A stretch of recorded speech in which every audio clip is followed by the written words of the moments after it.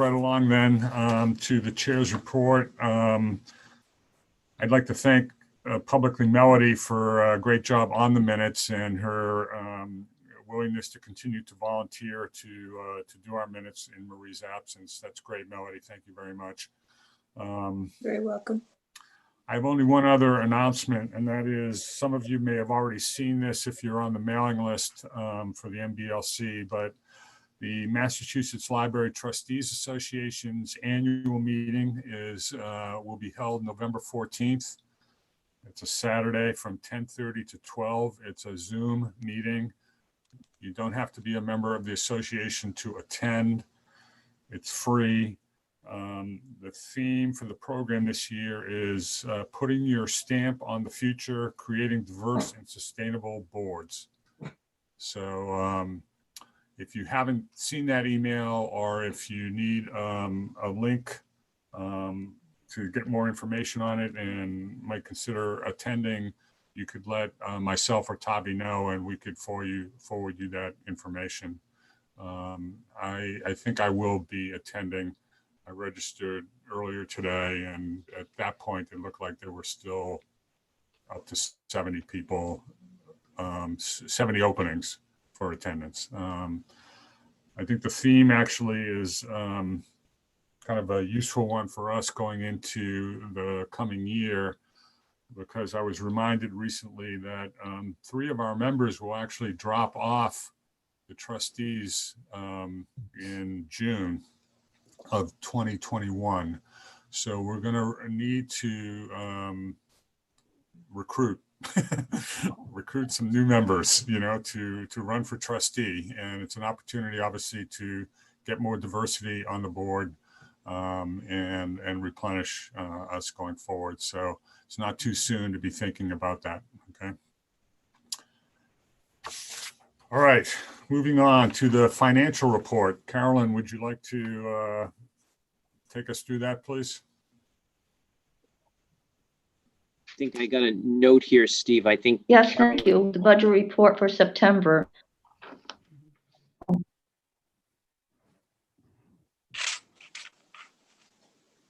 Yeah, I'm here.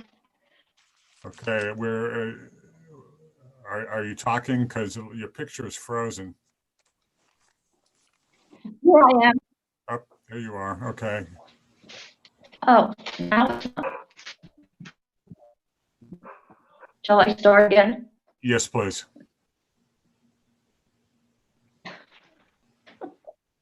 Okay. Town reports, expenditures, salaries, $3,935.68. Operating expenses, $8,120.86. Under Friends accounts, expenditures, copier and Comcast Internet, $212.76. Under revolving accounts, the expenditures, Associated Elevator safety test in June, $386. Deposits, contributions, installation desk, $110. Under trust funds, expenditures, $427.90 for assorted books and a Zoom program. Under deposits, estimated interest for September, $500.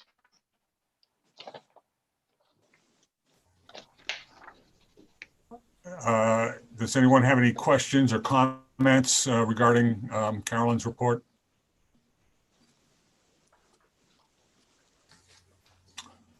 Not seeing any. Thank you very much, Carolyn.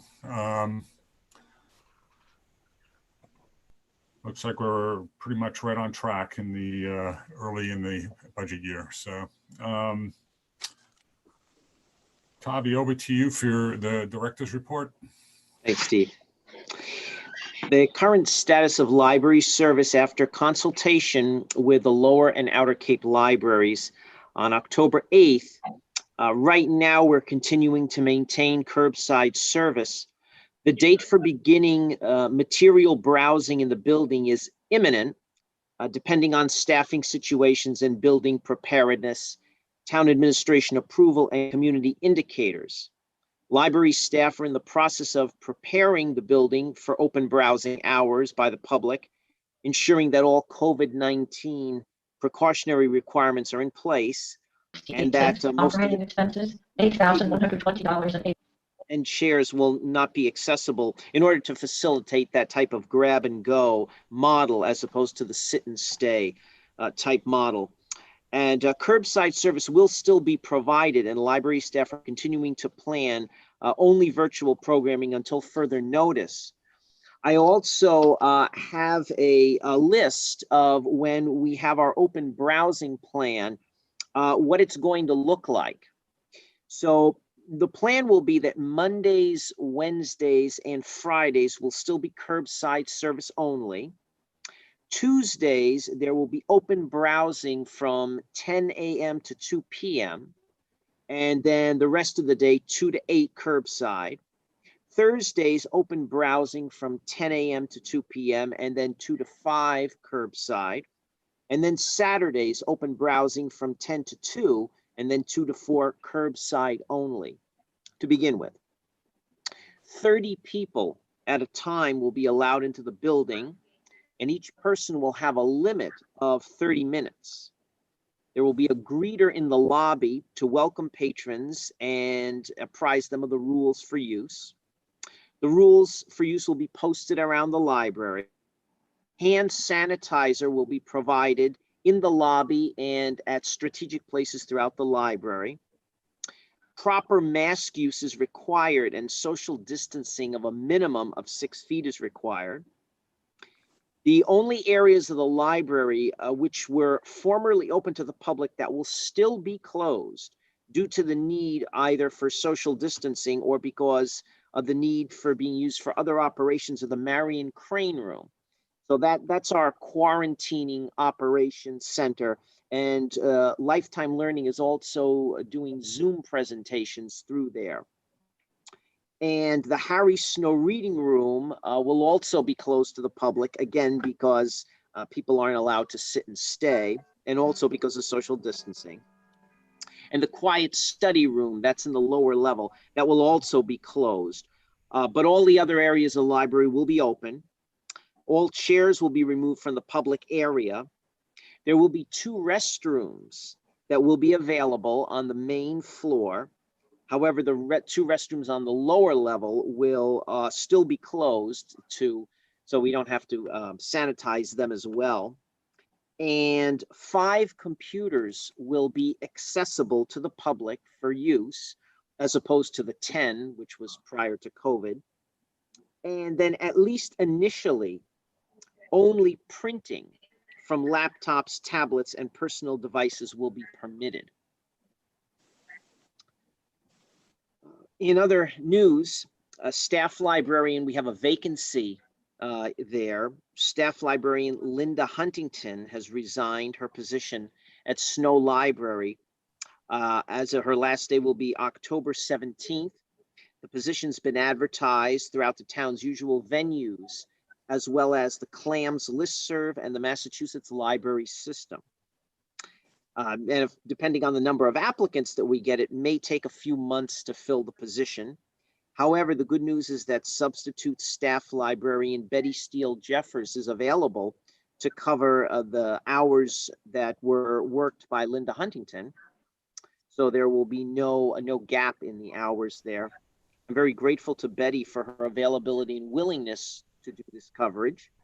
And then, of course, finally, I'd like to thank and extend my heartfelt wishes to Linda Huntington for 6 years of very dedicated service to Snow Library. She served in very many capacities, always happily and willingly.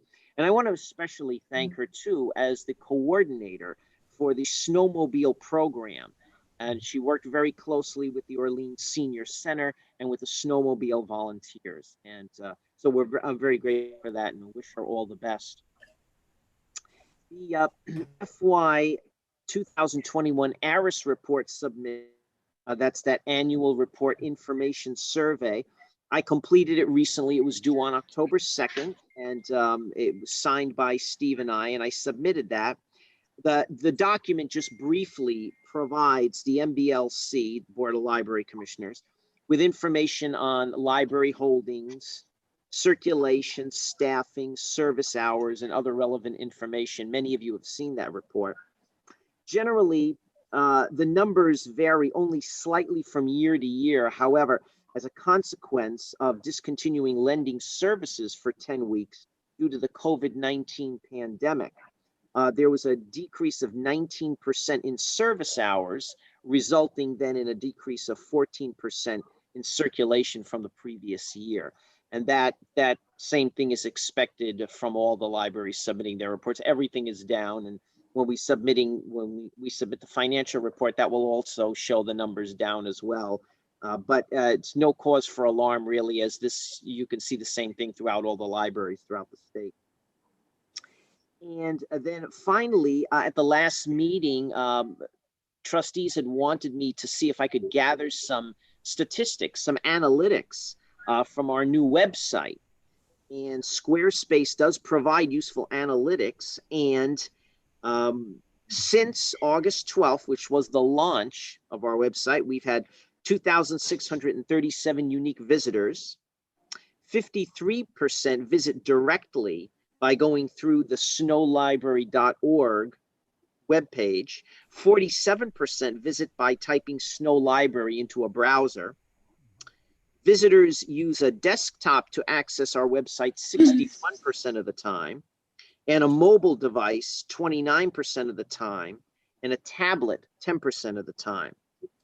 And the following is a list of the number of times our website was visited by menu title. So 3,270 people went to the home page, 611 went to the resources page, 419 went to the page called About Snow Library to find out more information, 362 went to the books menu, 291 to the calendar menu, and 241 to the news items, and 155 to the COVID, which we hope someday will be replaced by another tab. And aside from the United States, which comprises most of our visitors, the top 5 countries from which our other users visit are India, Switzerland, France, Ireland, and Korea, which was a very surprising a group that checked out our website. So we're very happy about that. And again, I'm hearing a lot of positive comments from people when they call on the phone or when they send emails about the new website. And I'm just going to touch on some highlights now of Anne's Youth Services report. She's had 5 outdoor story times so far, and they're doing all Halloween themes, of course, now. They were doing more fall the end of September, and then now we're getting into more Halloween. Wednesday's walk-up window, Anne has had 5 of those, and it depends on the weather and what else is going on. So sometimes we've had quite a few, and other times we've only had 1 or 2, or sometimes none. There's Anne has a kit that she's developing, take and make kits for October, 3 different kinds. There's no sign up, and they're available on a first come, first serve basis. The spider web kit is for the youngest of patrons. The mini monster is for anyone who wants to try sewing. And then there's also a glowing mummy hand kit for those, as she says, brave enough to try it. And the Outer Cape Youth Services librarians from Brewster, Orleans, Eastham, Wellfleet, Truro, and Provincetown have formed a group called Full Steam Ahead. That's the STEAM project. Science, technology, engineering, and so forth. This group is going to hold Zoom programs for home learners who are 10 years old and up on Thursday afternoons at 3. And there are going to be 6 sessions in the fall and 6 sessions in the spring. And different libraries are concentrating on different aspects of it. So Brewster, they're going to do gardening sessions. Provincetown, they're going to do a program with the National Seashore about whales. Anne is doing sewing, making small felt monsters. Eastham, they're doing bird's nests and testing their strength. Truro is having kids make an electric magnet, and then Wellfleet, they're doing nature-oriented program. And then as a follow-up to the last couple of meetings, we mentioned about a storybook, a permanent story walk. And Anne was working on that with our trustee, Joan Francolini. And one of the locations that they were looking at, it was directly behind the elementary school, Bolland Pond. And Anne thinks it would be a wonderful spot, except for they need to figure out only access is through the school property. They've also discussed Ice House and Rubens Pond, and they're going to have another walk. That's Joan and Steve Gass and Stephen O'Grady. And they're going to be doing that walk on the 20th at 11:30 to check out the last two trails. And then Anne mentions in her report here about all the things she's doing in preparation for opening. She's had a lot of stuff to do because she's had to remove keyboards from some of the computers, and she's had to take away all the games and toys and puppets and stuffed animals. And she's just checking with the town to see if she can have some alterations made in her area, more plexiglass on all sides of her desk, and then repositioning her desk for the optimal use of the area, and also trying to keep people safe. And I think that's the report. Thanks, Tavi. Questions, Mary Beth? I have two. First, with Anne's report, how is the full steam ahead? Is that going to be sign up on the website, or how will people know about that and sign up for it? Well, it's for home learners, and Anne is actually working with someone outside of the libraries on that. This person is working with all the librarians, and what they're doing is they're making these kits, and so they're having them for pickup at the different libraries. Okay. So this person is arranging for the families who want the kits, and then they're going to go to whatever libraries the families go to, and so they're going to have an email sent out to them and say, please contact the library to pick up these kits, these STEAM kits. Okay, so if you're interested, will this be listed on on the Snow Library website, that if you are a homeschooler and you want to get kits? Yes, it's on there. Okay, all right. The other thing is with the renewed or extended library service, are there sign up times for instance, if you want to go on a Tuesday at 1 o'clock, do you sign up on the web page for a 1 o'clock slot, or is it first come first serve? No, we had a lot of conversations about this, and as I'm putting together this document on open browsing to submit to the town, the reason I haven't done it yet is because we're still going back and forth on different scenarios. Some of the libraries are considering appointment only. Other libraries are just opening it up and having a greeter in the lobby. So I thought I would get feedback from staff, and at least to begin with, we're going to try to not have it by appointment only. So in other words, between 10 and 2, we're going to open the doors, and there's going to be a greeter in the lobby who is going to have a brochure that we're working on right now. And the person's going to welcome them and explain the different rules and procedures. And so then they're going to have 30 minutes. And with 30 people allowed in at a time, we're thinking that we should be able to have some control over where people are, so that, and we're going to have social distancing decals and signs so that you won't get congestion in a certain area or any crowds in a certain area. But like, for example, using the internet, we were thinking of just, if people want to call, that's fine, we can sign them up. Or if they just come in, we take their information, they sit down, they have 30 minutes. And since we will have 5 open, actually more like 4 for internet use and 1 for public access catalog, perhaps, which will just be another internet computer. And then they'll have 30 minutes. Okay, 30 minutes from the time, not 30 minutes from 9 o'clock to 9:30, 9:30 to 10:30, 9:30 to 10. from the time the person enters the building, Right. it's 30 minutes. So Right. it's first come, first serve. You wait your turn. Yes. Okay. Yeah. The other option was to only do appointments. So in other words, nobody would be allowed in unless they call first and make an appointment. But then you have the difficulty of keeping track of all of that sign up. And, unless you have software program doing it, you'd have to have people with some manual sign up sheets, and you'd have to make sure they're constantly being updated. So staff really thought that just opening the doors and then having a greeter in the lobby to make sure that the numbers were within the COVID-19 specifications would be an easier way of doing it.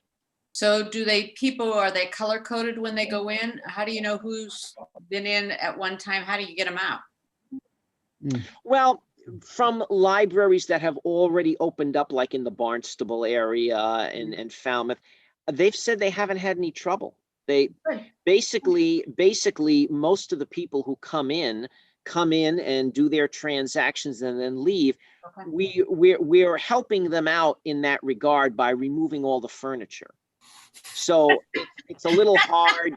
It's a little hard to sit and work when there's nothing there to sit and work on. So that would, all the libraries are doing that. They're all doing that because if you have a table and you have chairs, of course, people are going to sit and they're going to stay. And prior to COVID-19, we had a lot of people, which of course we loved, when they came in at 10 o'clock in the morning and with their laptop, and they stayed till 8 o'clock at night. And of course, we loved that then, but of course now, with the restrictions right now, you can't have something like that going on. So the libraries that have opened up have made us confident that we really aren't going to have, it's probably not going to be an issue. And then what we do is we just remind them, if we notice somebody staying a lot longer and there are other people who want to come in, we just go up to them and say, just to remind them, it's a 30-minute limit right now. So. Okay. Yeah. Mary? Yeah. Just wanted to ask, is that full steam ahead restricted to homeschoolers, or could any parent with a child in school access that? We probably, there's information on the site about contacting the person. We're doing this sort of in tandem with the coordination from another group. And so the people, this person really contacted them. We're just providing the kits.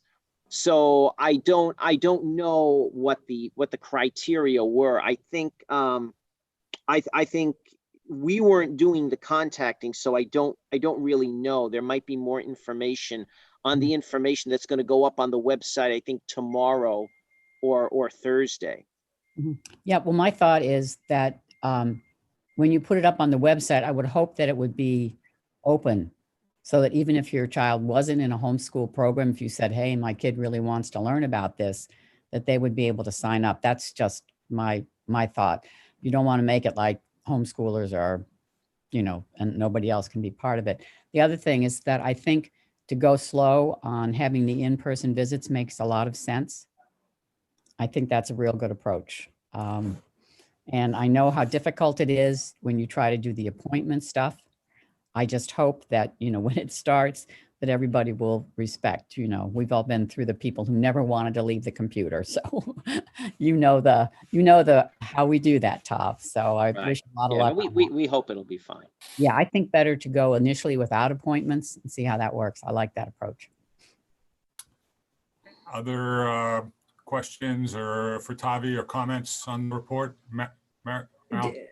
Tavi, are you going to need additional help for managing this process from the likes of us or me or particular? No, well, one of the reasons we haven't done it sooner is a staffing issue, but I'm hoping that within at least a couple of weeks, one of the staffing issues will be resolved, and then a week after that, another one will be resolved, and then I think we're going to be fine. Okay. The libraries that have been doing it have said that they really, it's gone very smoothly, and so we're hoping that it also goes very smoothly for us as well. So, but I'll certainly reach out if we have any difficulties. But we're planning on handling that ourselves. Good. Like that. Jan? the greeters will be librarians, or that's what I was Yes. thinking that, oh, they will be. Okay. Yes. Just going to say if you, that's certainly. Well, the reason we're doing the staff is because we're going to have a brochure to hand out to people, and we've all been talking about all these different guidelines over and over again. So it'll be somebody there that that patrons are familiar with when they come in, and who they've been seeing at the door all along when we've been doing curbside service. And we did have people concerned that we were going to discontinue curbside when we started some open browsing hours, because they really love the curbside. There are people who really enjoy it. And so we're definitely, there are no plans to discontinue curbside at this time. What we are going to do, and we're going to make clear, is that unfortunately, because of the physical building construction, we can't have curbside going on at the same time as we're doing open browsing, because we only have one entrance. Some of the libraries have one entrance on one side of the library, or a side entrance, and they can have everybody going in one entrance using the other one as an exit, or the staff can still do curbside and they can do it through the other egress, but we can't do that. So we're thinking we might be able to find a way to do it, because initially staff wanted to be able to still do curbside during the open browsing hours. So we kept asking logistically how that would work. And we were thinking, since we have with curbside, you have tables in the lobby, and there was really no way taking the staff and dividing them up to have enough to do curbside and to monitor for open browsing. So we're just going to do one then the other. So during the open browsing hours, no curbside, and during the curbside hours, no open browsing, at least initially. And if we find a way as we're going along that we can do it, we'll do it. But Tavi, correct me if I'm wrong, but when curbside isn't available, people can still come into the library and pick up the books they've requested, correct? During the open browsing hours. So in other words, the only time you can come in is during open browsing hours. Right. But yes. So then during curbside, it's just going to be curbside. But when you do curbside, which I've done many times, it's great. You call ahead to make sure that the books are going to be ready. Right. Is the same thing for if you're going to come into the library to pick up, you would want to call ahead to make sure? Yes, if you have an item on hold, yes. Right. Great. Yeah, we're basically, the reason we're doing open browsing is to get for our I mean, I think we understand that. That was just a technical issue I just wanted to clear up. So, I mean, I agree. I think it's great, what you're doing. And I think we all look forward to beginning to get back to some kind of normality. And this is certainly an important step forward. So thanks to you and all of your team, and all the work you guys are doing to make this work. So thank you. One other comment or question. You're doing a lot of organizing of the library. I was in there the other day, and there's plexiglass all around the checkout area. A lot of expense involved in that. I'm just curious what pocket that comes out of. Is there any additional funding, or is that just coming out of our operational budget? It's hopefully going to be reimbursed. COVID-19 costs are going to be reimbursed. So we're keeping track of all that, and including estimates we have to submit to town administration. So that's coming, would come through the town. Yes, hopefully, as an additional funding for this. Yeah, the reimbursement is through the CARES Act. Kevin. Okay, good. Yeah, I was just going to jump in, Mel. If you listen to a few select board meetings, I seem to be the rascal that always asks that question. Good. Well, and in fact, there were multiple buckets, because if you look at like the fire chief who reports, sometimes he has FEMA money that is quicker to reimburse, or in sometimes direct supply for PPE, personal protective equipment. But I know Kathy Doan, working with John Kelly, and all the department managers are pretty much populating a spreadsheet that will be for the next round of CARES Act reimbursement. So anything that is eligible under that, we are trying to maximize, because we actually did get a significant allocation. My concern is I don't think we'll actually be able to fully utilize all of what was allocated to us. I mean, it was a large bucket of money, but only eligible things. Like we can't cover, a loss of revenue or things that, we're all kind of feeling the pain. But if you did have to expend money specific to, health and safety, reconfiguration, like you said, of the facility, that should all be reimbursed fully. Thanks, Great. Kevin. Thank you. Any other questions for Tavi? Okay, great, Tavi, thank you. Thank you. Okay, moving on to the report from the Friends of Snow Library. Over to you, Susan. Yes, hi. I wanted to let you know that our annual meeting will be virtual this year. No big surprise there. And it will be on December 2nd at 5 p.m. The invitations are going out November 1st or 2nd. I think the 1st is a Sunday, so probably the 2nd. And we have 529 members at the moment, and 63 of which are new members. Oh, great. Yes. Good. And I think that's all I have for you right now. Any questions for Sue? Just a quick comment that I'm amazed at how well they've done with the lifetime learning to get it on Zoom and to Right. get Yeah. people in this population, in this age group to do it. I mean, really, that's amazing. You should write a great article for that. Library Journal would love it. Interesting. They did a great job. Thank you, Sue. You're welcome. And you had a book sale. Did you have a book sale this weekend? There was an all-day book sale on Saturday. Yeah, but that wasn't the first one. They had another one that went very well. I think they've had a couple. Yeah. Are there more planned for this fall? I don't know. I'll know more at our board meetings this Thursday. Okay. Thanks, Sue. And I'm sure there are, though. okay, next item on the agenda is the report back from the Facilities Advisory Committee, which met last month. And I think you will all remember from our previous meetings the discussion we had about whether the committee should continue. And we had a very healthy discussion in September about all the issues. Some of you were there. I think the consensus from the group was that it should continue, and maybe at least for the next year in a slightly less active role, as we kind of see what happens, with the current fiscal situation, and certainly knowing that the funding through the MBLC construction program is certainly won't be available for several years at best.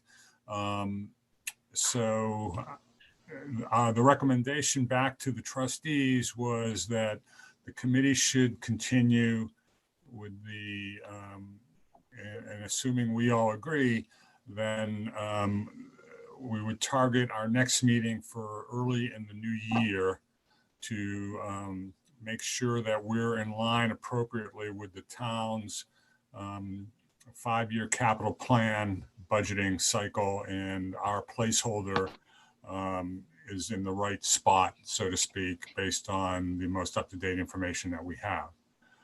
So I think that was the first most vital recommendation, that we continue the committee. Assuming we all agree with that, then I think there are some other decisions that need to be made that I don't think need to be made today at this meeting, but I think we can begin discussing it, and maybe we can resolve these issues over the next several months.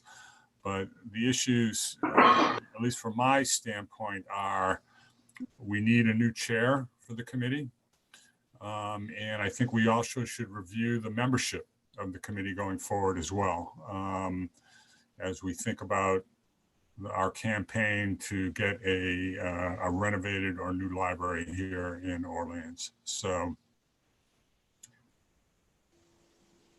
I guess maybe I'll start with the first question. I'm not sure we actually need to vote, but I guess we could vote. Do we all agree that the committee should continue?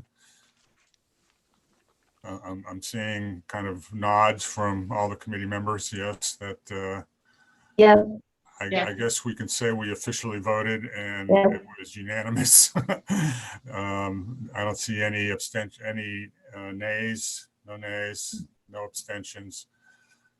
So thank you for that.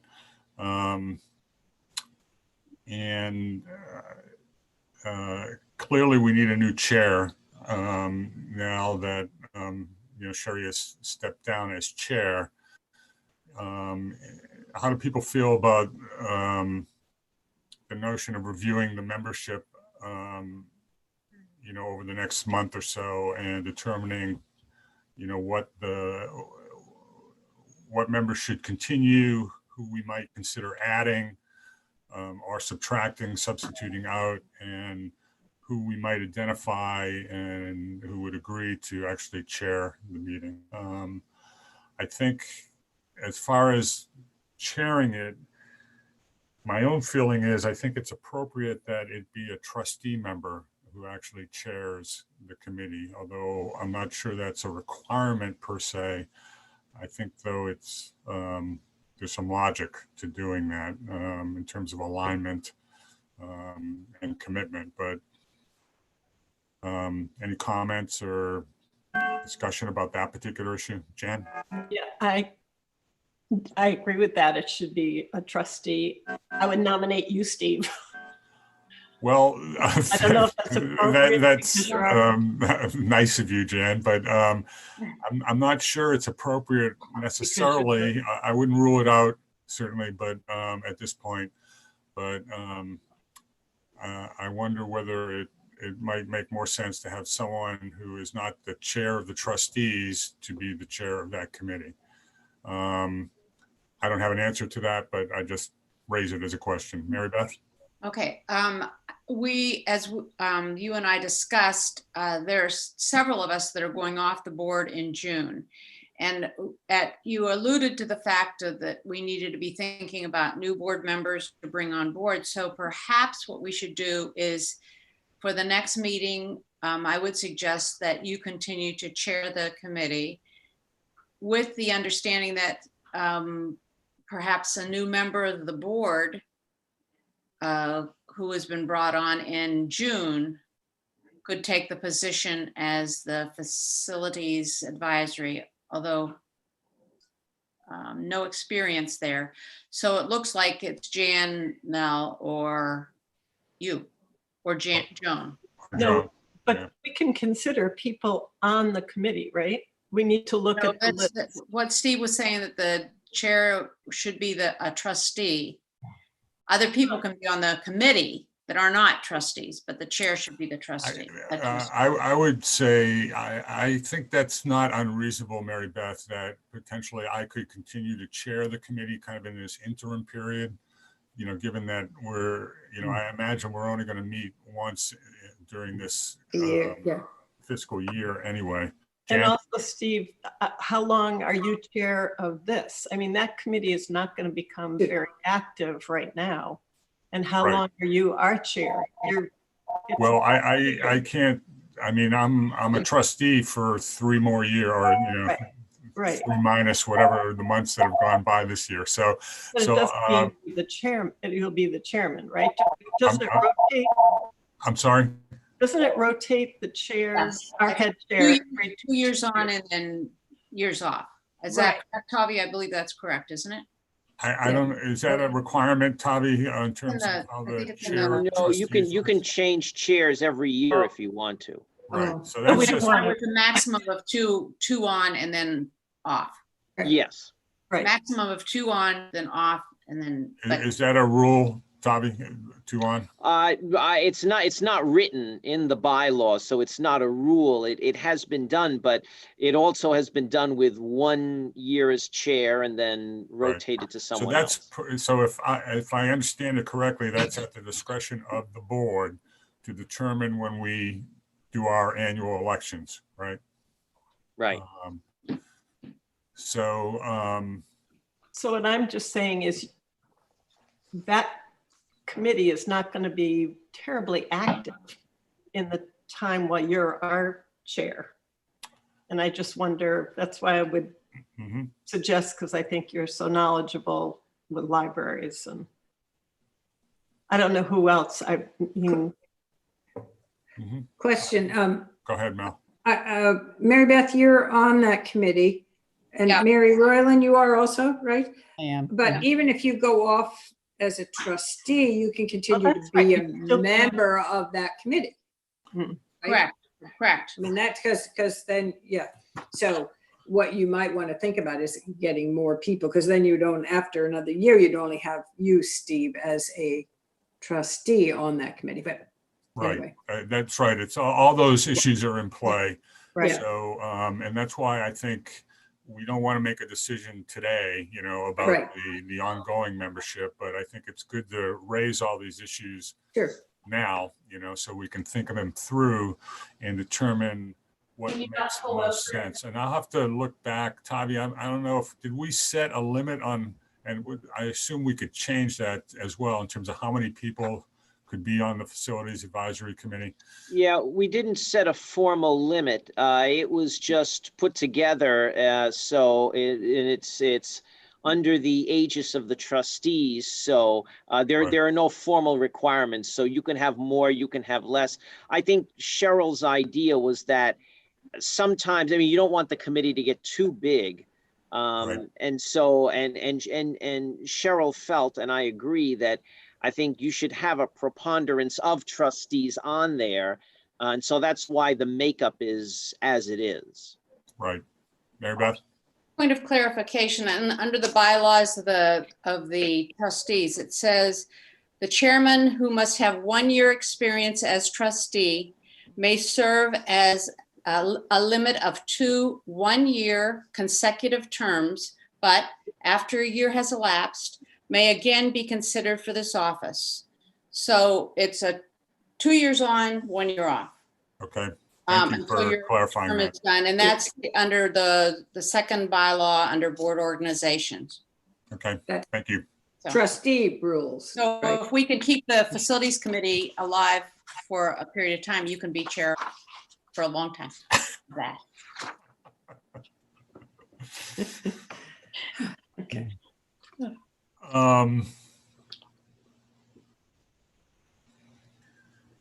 So,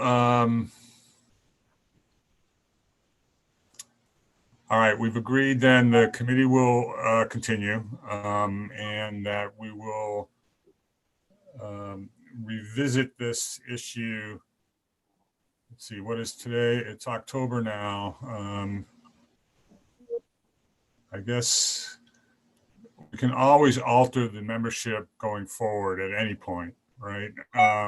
But I think it would probably be a good idea, at least as a first go, to take a look and try to decide on November what, if any, changes we want to make to have in place in terms of what the membership should be for the meeting that will happen in late January or early February. Time, place. Does that sound sensible? Yeah. Tavi, may I Go ahead. ask, could Tavi send us out the names of the people that are on the committee Sure. so that we can make recommendations to you? Yes, and I was gonna, yeah, that was my next comment, that if you have any suggestions or ideas or thoughts about what you think might be the ideal membership going forward, at least over the next year or two, please send them to me, and Tavi, that'd be great if you could send everyone just a list so they have the basis to start with. Mal? Right. Is Cheryl, is she still on the committee? I thought she resigned, so I don't know. She currently, correct me if I'm wrong, Tavi, she did resign, but she indicated a willingness to, since then, she has indicated a willingness to participate. Stay on the committee? Okay. Should she be asked. So Just curious. So Okay. my assumption is that at least at the moment, she's still on the committee Okay. since she was at the last meeting. Yeah, I think her word is she resigned as chair. Chair. Okay. Yeah. Okay. Okay. And I think that was as a courtesy to the rest of the facilities committee, because she felt that it should be a board member. I believe that was her. I mean, she was very clear that she wanted the board to be involved in that. So. Yeah, and if you remember the structure we've had previously, not that it needs to continue exactly like that, was the chair was a board member, and that there was someone else who was on the board, on the committee, who was the official liaison to the board. Now, that seems a little overly over the top to me personally, but that might be a good idea if, in fact, the same person was the chair of the board and the chair of the facilities committee. Okay. So, other comments around this? Could you recap what's happening then? Sure. So we've agreed that the committee, we've endorsed the recommendation from the Facilities Advisory Committee that it stay in, that it continue. And that we will, I've agreed to, over this, what I'm calling an interim period, like between now and next June, chair the Facilities Advisory Committee. And maybe I'll term myself as the interim chair, and just to stress that until it's made more official or some other changes happen, it's for discussion, and that we will at our next meeting. Well, Tavi will send out to everyone a list of the current membership of the FAC. Any of you who have thoughts or suggestions as to future membership, ongoing membership, will please email me with those thoughts. And we will revisit this. We will revisit the membership to kind of solidify it, at least for this fiscal year, at our November meeting. Thank you so much. Okay.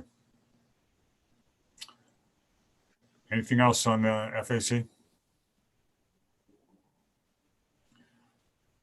Do we have any old business to discuss?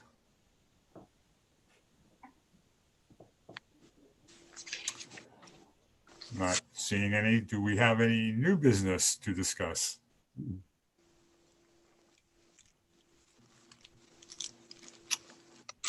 Okay, it looks like we're going to come in just under an hour. That's very nice. So would someone like to make a motion to adjourn the meeting? Jan, thank you. Seconded by Mal. So thank you all. It's nice to see you all. Stay Nice to see healthy, you. and we'll see you in November. Remember. Remember. Okay. Thank you.